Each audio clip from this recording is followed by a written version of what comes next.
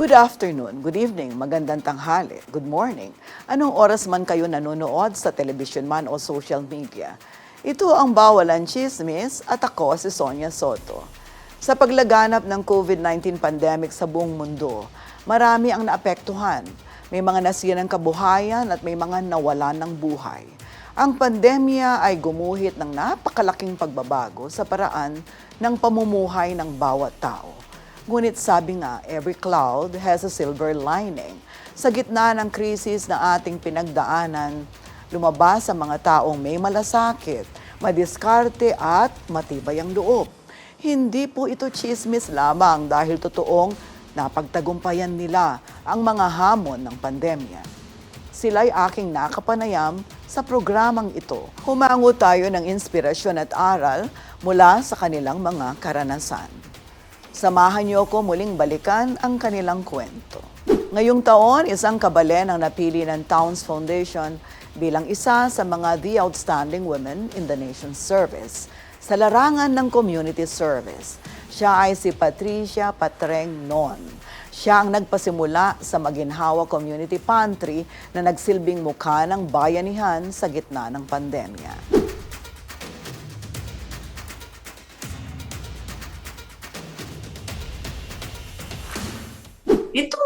Itong community pantry, the idea itself, the concept itself, where did you get it from? Maikling background lang sa family. So ano po, hirap nga kami noon, walang masyadong pagkain. Umuutang po talaga kami nung elementary kami. Utang yung nanay ko sa palengke, tapos babayaran niya pag sumweldo na kami.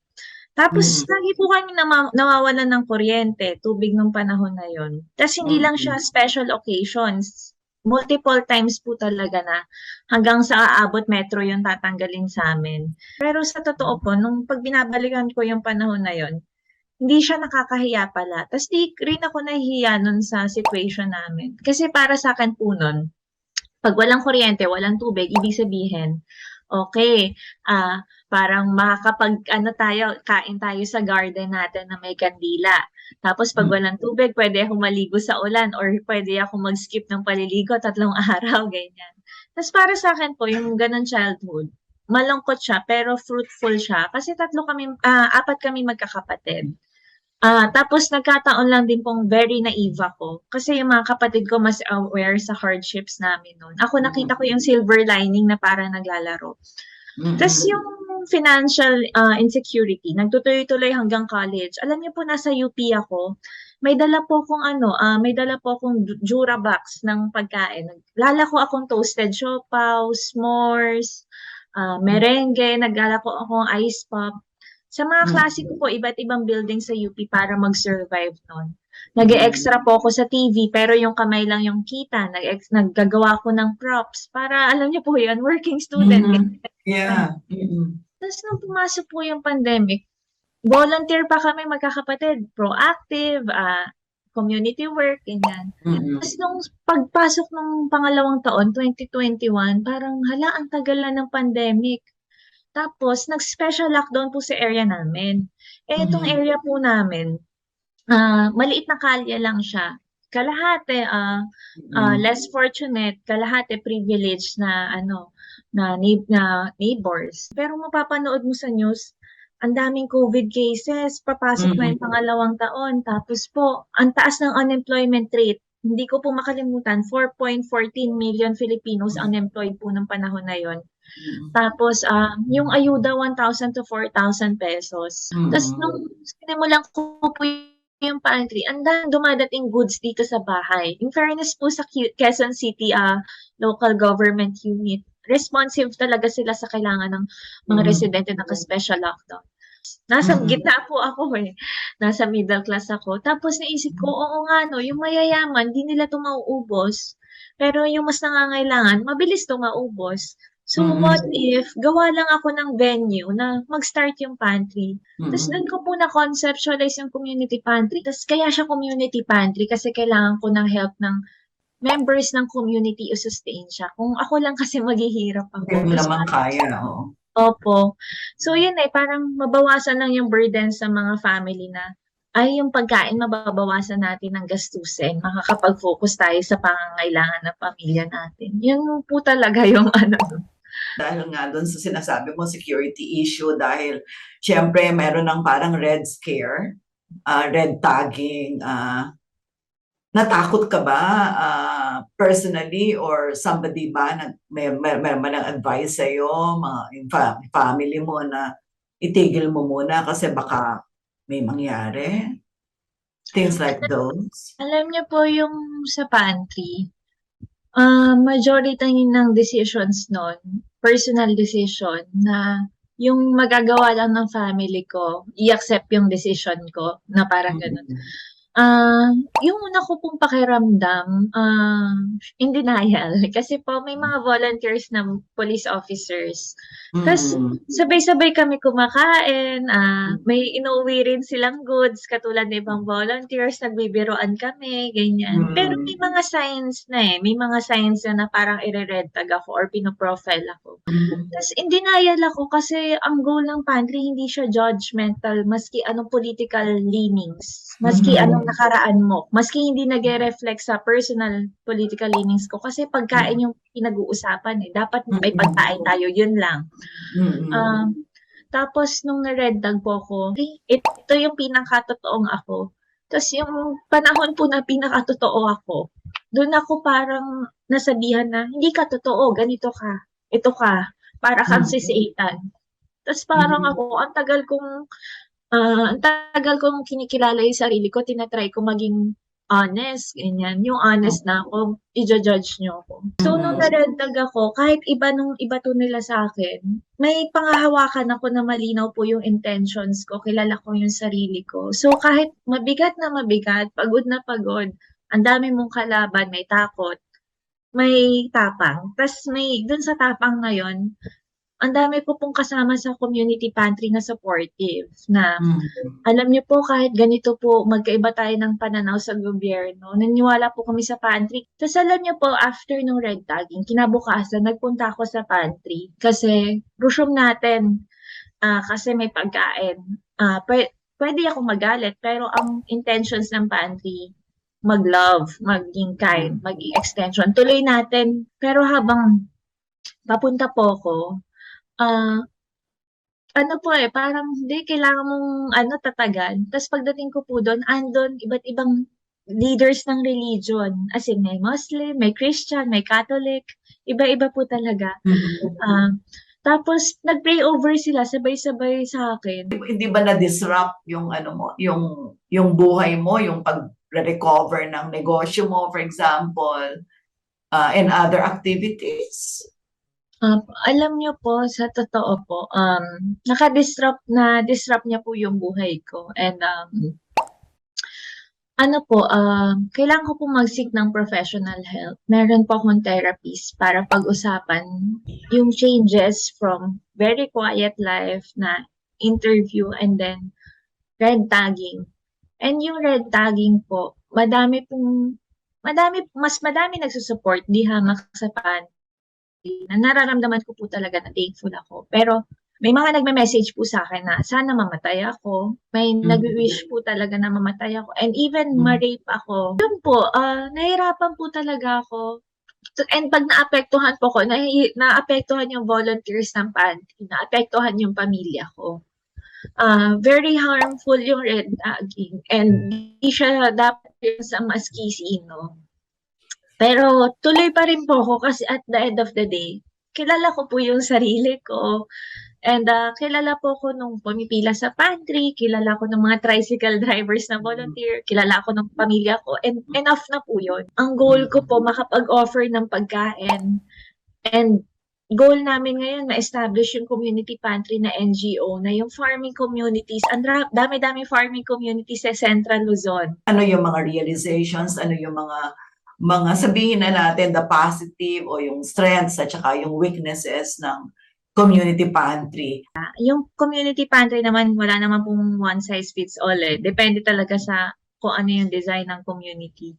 Tapos isa po sa mga, syempre, negative niya, hindi siya sustainable kung hindi kung walang trabaho yung members ng community, kung alam niyo po yun, walang access sa ganito, sa ganyan. So, dapat pala talaga, pagka tinitignan mo yung community empowerment, holistic siya, access sa social services, including health, education, um, tapos may trabaho, ganyan. Pero, may mga nalilista kaming negative or parang ano yung weaknesses niya. Pero at the same time, nakikita po namin na hindi namin siya nasisisi sa sarili namin. Kasi sabi sa pantry, magbigay ayon sa kakayahan. And naniniwala kami, yung binigay namin more than our capabilities. Kasi sa panahon na walang trabaho, mahirap yung buhay, nag-effort ka, enough na yun. Siyempre, lumalaki yung pag-asa ko na balang araw, di ba, magiging maganda ang kinabukasan ng mga Pilipino dito sa ating bayan. Kaya nagpapasalamat din ako sa iyo, Patring, dahil marami din ako natutunan sa kwento mo ngayon. Ang isang ordinaryong tao ay nagiging bayani sa ating paningin kapag siya ay nakakagawa ng mga bagay na may malaking ambag sa bayan at mamamayan. Sa panahon ng kahirapan na dala ng pandemya, bayani para sa mga nangangailangan ang isang taong katulad ni Patreng noon na tumugon sa tawag ng sitwasyon, ang maampat, ang kagutuman. Di hamak na daig ng ating kabalen na si Patreng ang ilang mga taong nasa katungkulan na ni hindi naramdaman ang presensya sa panahon ng kagipitan.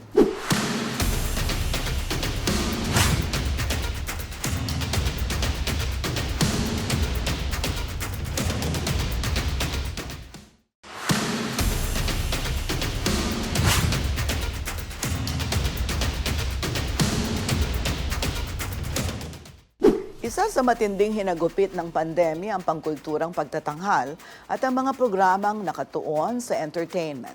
Marami sa mga manggagawa sa larangang ito ang pansamantala o tuluyan na wala ng hanap buhay. Ngunit may mga taong may natatanging galing at diskarte upang makasurvive sa anumang panahon, kagaya ng ating kabalen na si Andy Alves. Siya ay artista, choreographer, musician, at ang kilalang direktor ng Arte Santa Rita. Silipin natin ang kanyang naging buhay sa panahon ng pandemya at kung paano niya pinakitunguhan ito.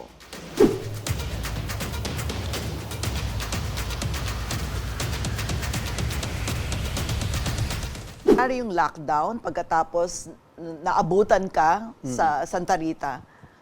What came into your mind? Takot.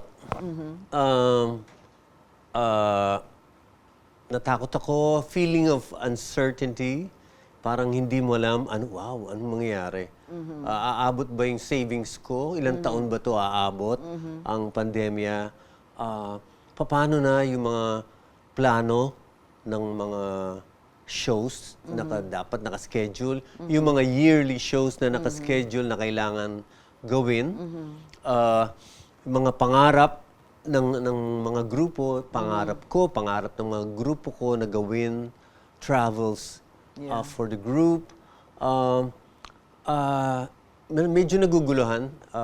Hindi mo maintindihan kung ano nangyari. And then, nung nag-settle down na, okay, lockdown na talaga. So what? What are we gonna do? Then, unti-unti, nagsulat ako ng mga kanta. Para sa mga frontliners, para sa bansa. In a way, sabi ko, okay, let's enjoy this lockdown. You know, let's enjoy it. Kahit puro online ginagawa natin, let's touch people's lives, reach out to Kapampangans, and wag natin titigil yung mission natin. Ayun, make the most out of it, sabi nga nila. So, in a way, marami akong realizations, marami akong inayos ko yung bahay sa farm. So, basa. Airbnb is so in fashion now. So, people from all over the world, tatawag sila sa'yo, papabook ka. So, sabi ko, okay. Then again, syempre, marami nga ayusin. Hindi ka naman kagad mag-open, di ba? So, dinagdagan namin ng rooms yun. Isa yun sa mga dinagdag namin. Dati, TV room, ginawa naming room. So, ngayon, we already have 4 rooms. Gumastos talaga. I mean, I spent more than 1 million just to fix the rooms, air-conditioned beds, bed sheets. Yun, super Puro ayos. local products ang ginagamit mo. Oh, yes. Oo. Oo. But I remember you hosted Martha. Yes, yeah, Martha Stewart, Stewart, oo. di ba? Martha's coming to Alvis Farm and she wants to do this and want to do that. So, Mm. syempre, pag ganun, inaaral ko kung sino yung bisita. So, para maayos ko yung bahay in such a way na kung sino man ang bibisita, ma-appreciate nila yung makikita at madadatnan nila dito sa Alvis Farm. Pag sinabi ni Martha Stewart na napakaganda ng Pilipinas at ang dami-dami kong magagandang experience dyan, nagtanim ako ng palay, kumain ako ng duman, at kung ano-ano pa. So, kung ano man ang gagawin namin doon sa event na yon ay makakarating sa buong mundo. Correct, Kasi she's a global star. Yes. Practically, you reinvented yourself, would you say? Yes, I have found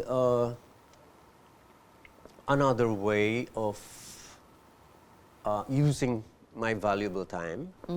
Yun, parang it's another way of entertaining. Because I'm an entertainer. Yeah, you are a very social Yes. person, you know. Parang, I am so interested to find out, paano i-reinvent ng isang taong katulad mo na hindi ka naman sanay na wala kang nasa loob ka lang, di ba? Nakakaunti yung ka-interact mo kasi normally you host big shows, Yes, di ba? yes, yes. You interact with so many people.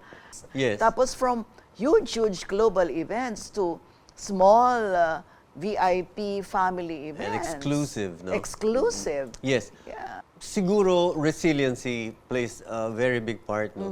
Nung dati, when I was doing choreography, at the age of 37, I had midlife crisis. No?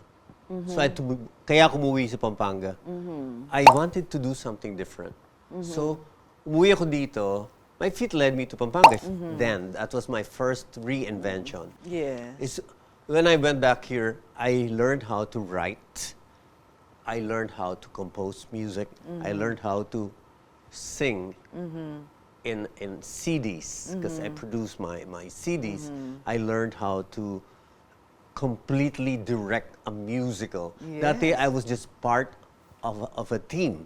I Yes. handled the dance department. Now I produce and direct everything. I've learned how to host Yes. CLTV 36, Yeah, you know. yeah. Well, incidentally, a week ago, kahit saan talaga ako magpunta dito sa Pampanga, pag may nakakakita sa akin, uy, di po ba kayong taga CLTV 36? After all these years, they still call me CLTV. CLTV. Anyway, so yun, that was my first reinvention. And then so, I believe in constantly reinventing ourselves. Kasi ayoko yung nakakahon tayo. Kasi alam ko, marami pa tayong may lalabas. Kasi dynamic ang mind natin eh. So, parang buhay ang mind natin. So, buhay din, nag-grow, nag-evolve yung creativity natin and nag-evolve yung consciousness. So, parang anything is possible if you only allow yourself to. So, after this major reinvention of myself, which for me was the best thing that ever happened to me, moving to Pampanga because I learned to do all these things. Now, during pandemic, I had to reinvent myself again by Yes. being a host in a farm and host these beautiful tourism events. It's interesting to think about yung trend towards local. Yung pandemic, sabi mo nga kanina, may mga bagay na nawala, may nakakalungkot, pero meron ding nangyari na nakakatuwa, nagdudulot ng saya, meron kang mga realizations. Kasama ba sa mga realizations at kasama ba sa napag-aralan mo yung trend towards yung embracing of local culture, balik sa lokal? Meron bang ganon? Absolutely. Even before pandemic, I came from Saigon to Zarzuela. From Broadway to Zarzuela ko eh. So even years ago, I said, pag-aaralan ko pa ang English, Yeah. fluent ako sa Kapampangan. Wow. And hindi na ako mag-translate. And dito, diretso. Ibang kurot. Yeah. Ito yung nagpapalabas ako. Lahat ng mga audience, lalapitan ako. Umiiyak, touch, ganyan. All the comments on Facebook, lahat ng mga...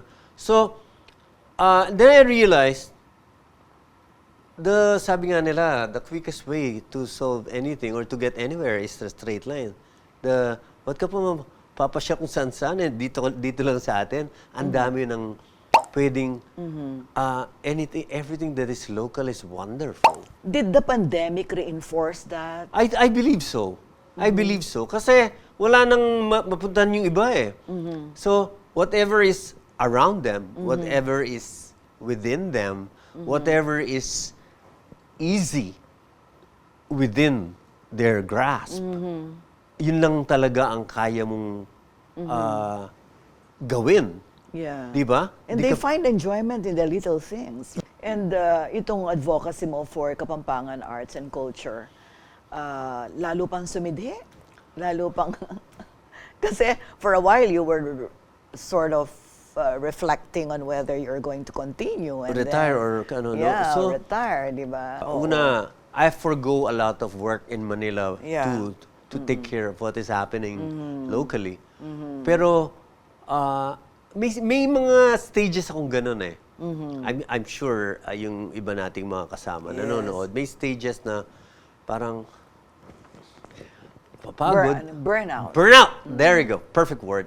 Burnout, which happened to me in Manila before. Yeah. Kaya ako iniwanan ng aking malaking career sa Maynila. Yeah. Iniwanan ko just to be, kasi na-burnout ako. Yeah. Eventually, nagka-midlife crisis ako. And, that was back when no one's talking about depression and anxiety. I was Yeah. telling everybody in Manila, and I'm like, ano yan? Yeah. So, that's 20 years ago, and hindi na maintindihan. Now everyone's talking about it. Yes. Everyone's coming out and Yes. saying, I have depression and anxiety, blah, blah, blah. Nararamdaman mo na pabalik na tayo I think so. despite the economic crisis. I think yung economic crisis is a totally different story. Pero ang arts and culture, magtutuloy-tuloy yan. Kahit nga nagdidildil na lang tayo ng asin, nagpipinta pa rin yung mga mahihirap, di ba? I think yun, Exactly. hindi ang mayayaman ang pera ang mag-fuel sa mga artist. Di ba? Puso at inspirasyon Totoo. para sa Totoo. bayan, di ba? Ayun. So, kahit anong mangyari sa ekonomiya, kahit sino man maging presidente. Passion-driven siya di ba? Yes. Hindi talaga siya pera-driven. It's not. Never. It's never Never. that way, di ba? Yes, never that way. Oo. Pero eventually, yung mga artists, Kasi ding artist, yang igapang damo. yeah, that's why my own personal experience nung umuwi ako mula sa Maynila, nung karoon ako ng burnout, to create songs like Kapampangan Ko. That was my very first composition in the middle of my struggles.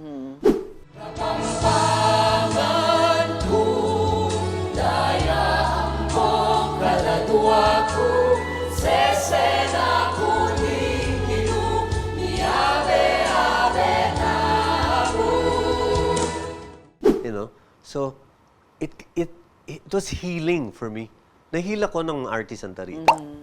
They healed me of all these things, and it was, and to tell you honestly, that I had so much money then. Dami kong pera nung nagkakaroon ako ng burnout. Doon ka kumita ng todo, doon ka yumaman ng todo. Oo. Doon sa naka-burnout sa'yo. Yes, ngayon. exactly. Yeah. So, and it never made me happy. Yeah. So, So it's not the money thing talaga. wala talaga. Masaya ako at naggawa ko yung mga malalaking shows na yan. Yeah. At kasi pangarap lang ng aking mga kapatid sa industriya na magawa lahat yung mga to. At ako, I feel like napaka-blessed ko sobra na, my God, lahat ng mga ginawa ko, hindi ko akalain paano napunta sa mga kamay ko yung mga yon. I'm just so blessed. Pero naging masaya ako nung ginagawa ko na yung mga kanta sa Artie Santa Rita, yung mga palabas, ganun. Ibang feeling. Mas kumpleto ako. Mas kumpleto ang pagkatao ko nung nandito ako. Andy, dakal ko abalo kaya ka. You've shared a lot and I know you've learned a lot from other people as well. Tunay na malaking balakid ang pandemya sa pag-abot ng ating mga pangarap at plano nitong nakalipas na 2 taon. Ngunit hindi dito natatapos ang lahat.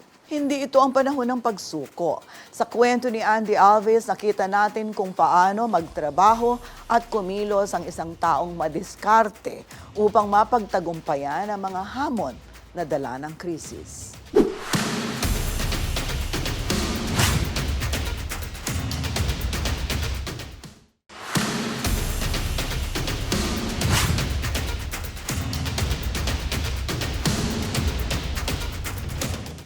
Sa kasagsagan ng pandemya, natuon ang pansin ng maraming tao sa social media, hindi lamang para sa komunikasyon, kundi para na rin makapaglibang. Ito ang nagbukas sa mga pinto ng oportunidad para sa mga social media content creator, para sumikat at dumami ang mga followers.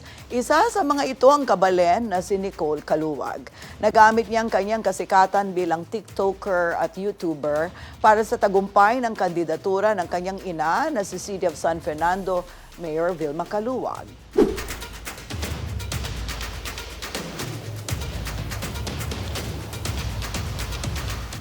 Napag-alaman namin na ayaw mo, you don't want to be called social media influencer, kundi social media creator.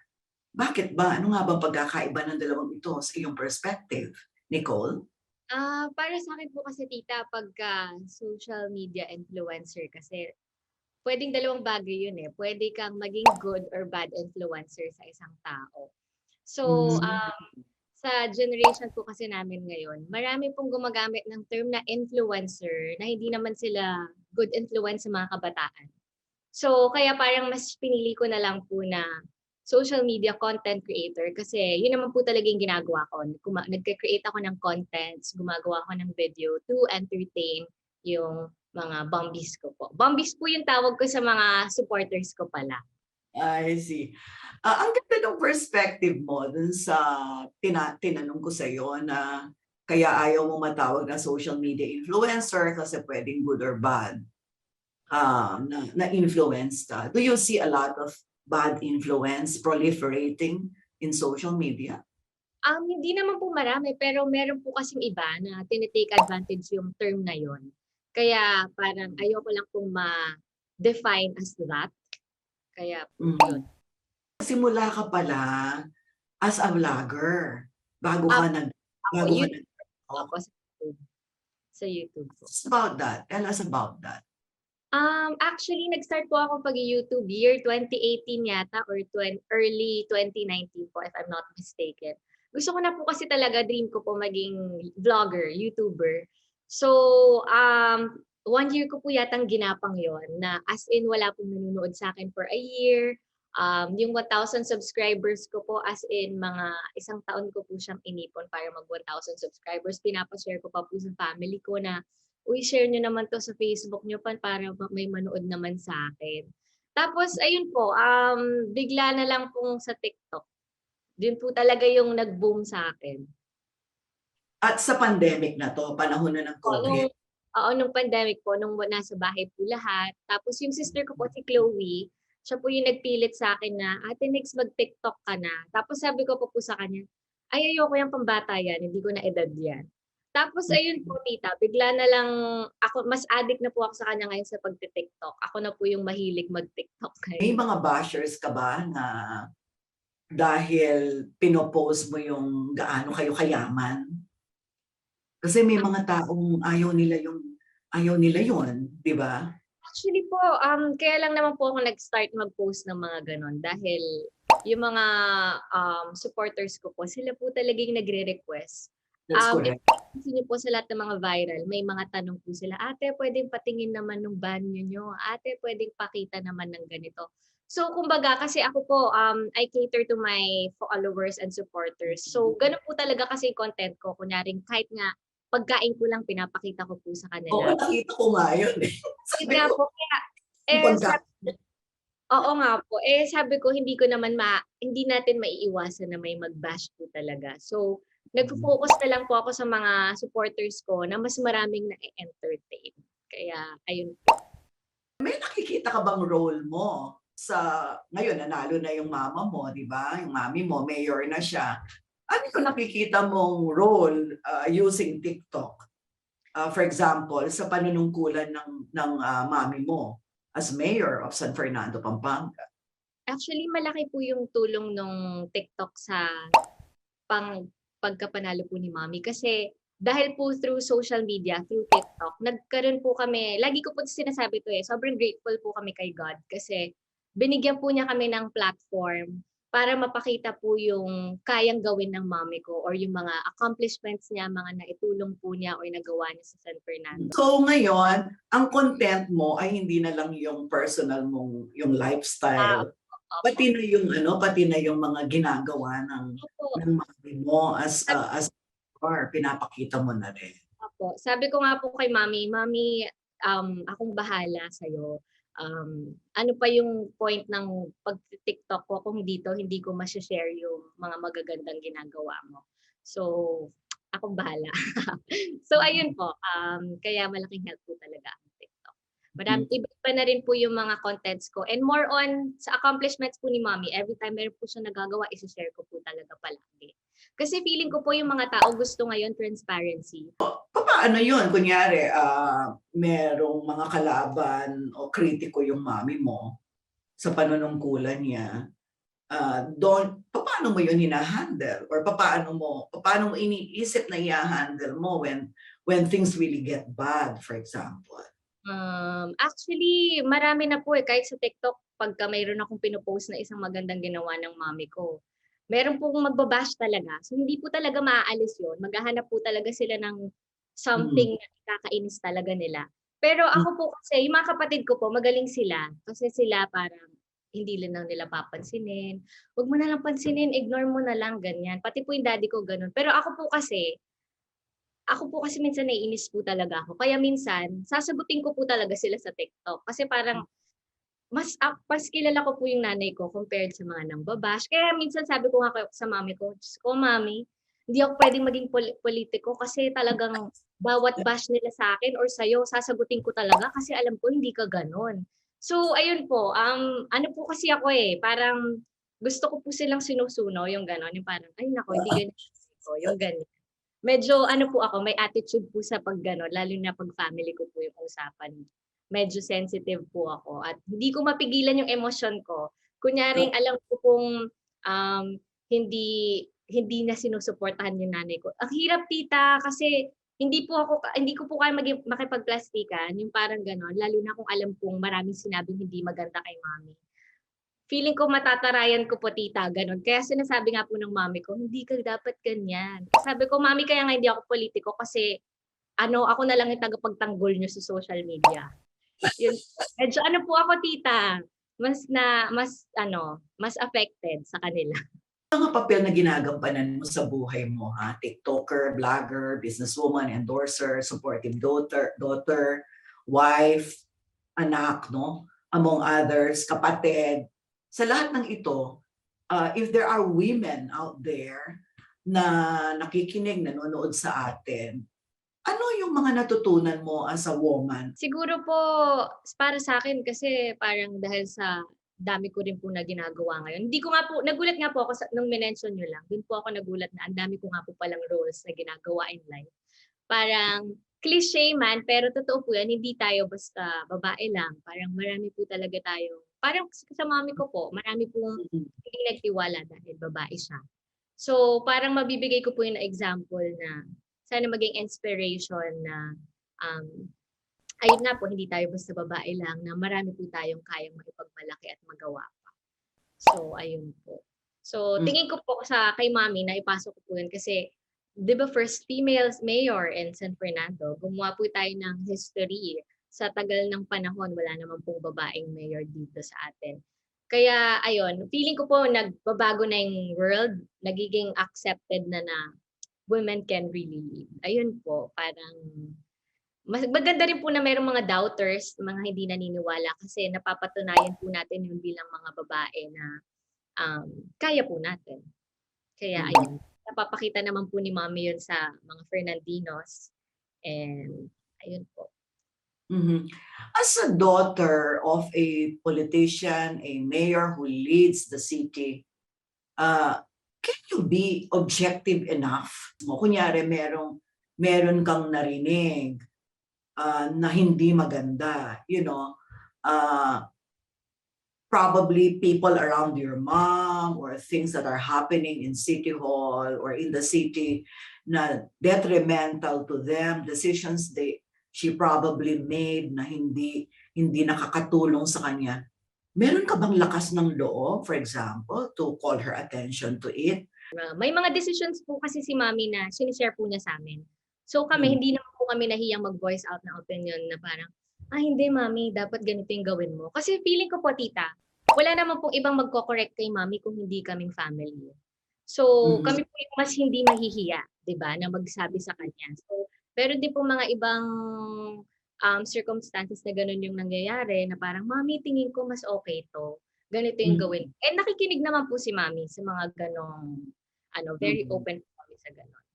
At dahil nandyan ka, nakakapag-collect ka ng mga information that can really help your mom become more sensitive as a public servant.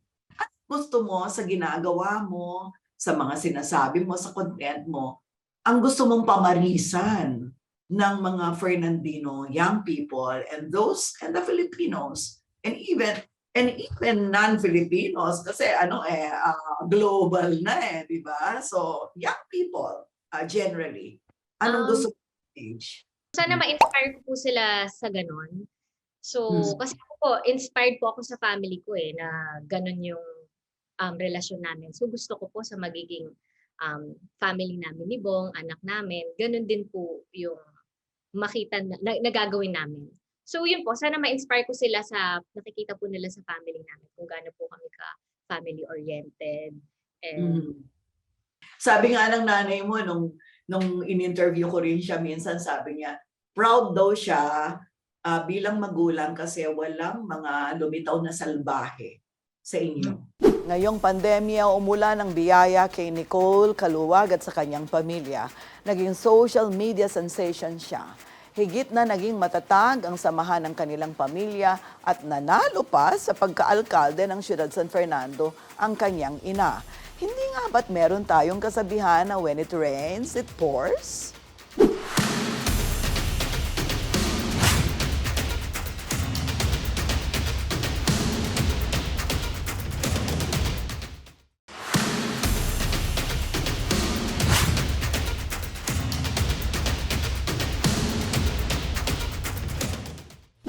Isa na siguro tayo mga Pilipino sa mga lubos na nalungkot sa suspension ng mga paligang basketball dahil sa pandemya. Ngunit ang taong may puso at passion sa sport na ito ay hindi kailanman patatalo sa mga hamon. Ang kabalan nating si Hil Cortez ay hindi tumigil sa pagsasanay sa mga manpower ng basketball upang maihanda sila sa yugtong ito, kung saan unti-unti nang nagbabalik sa normal ang larangan ng palakasan.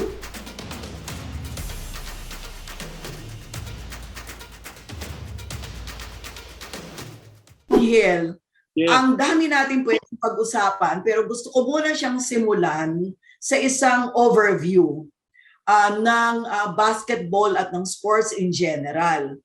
Kasi merong nawala dahil sa pandemya.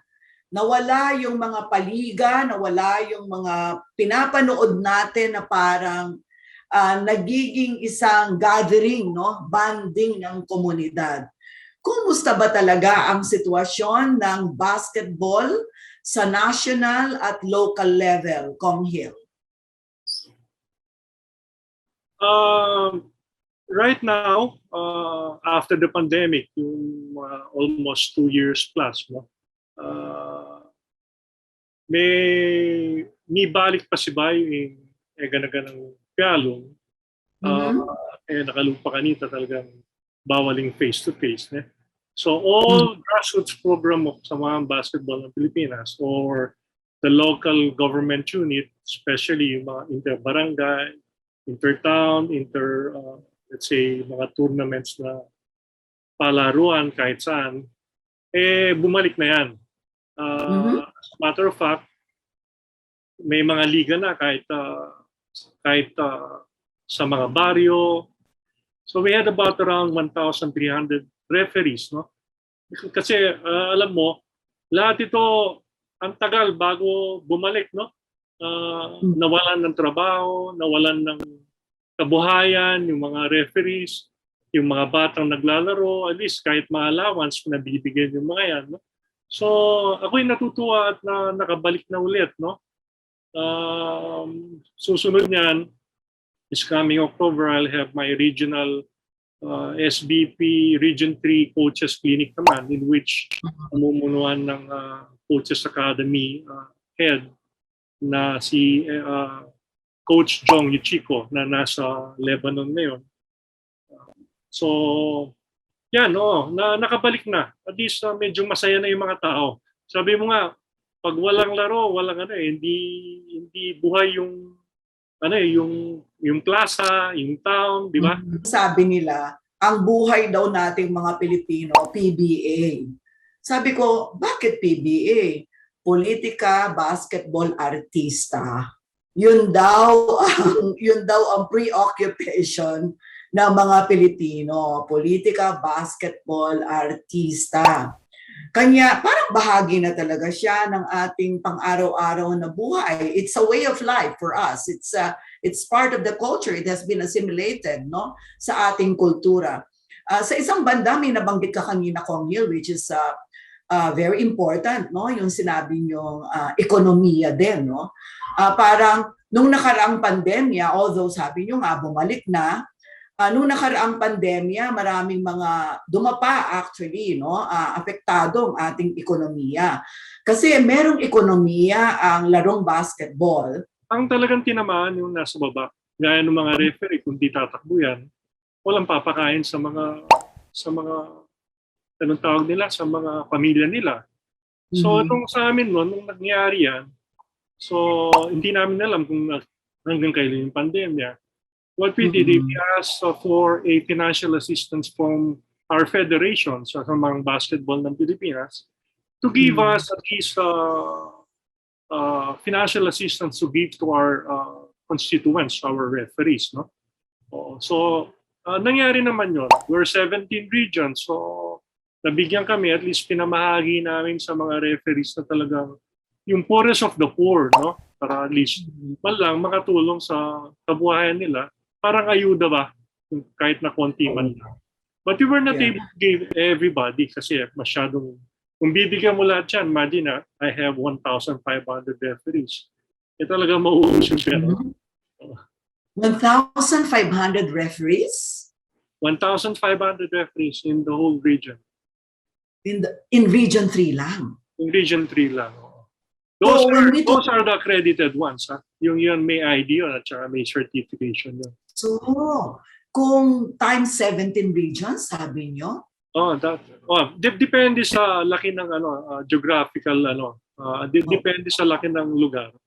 Tayo malaking Region 3 ng Central Luzon. Pero ang laking industriya pala ng basketball, ano? Malaking industriya yan. Kaya talagang kailangan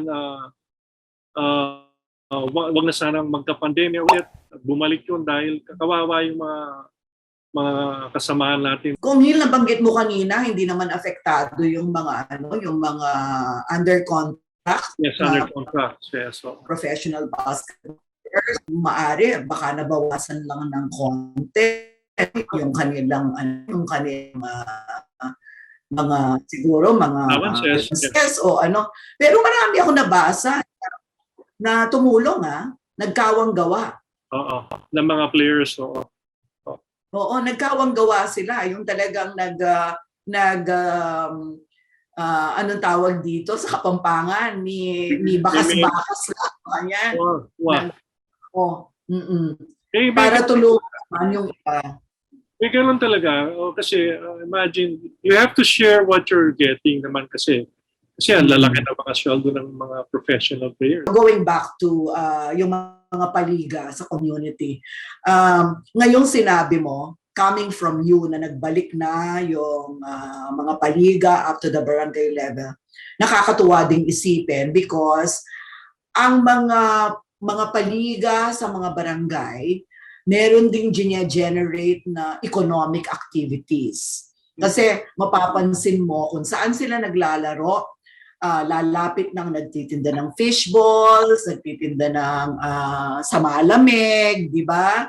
Nagtitinda ng mais, at kung ano-ano pa na pag pinagkakakitaan ng ating mga ordinaryong mga kababayan na mga vendors, di ba?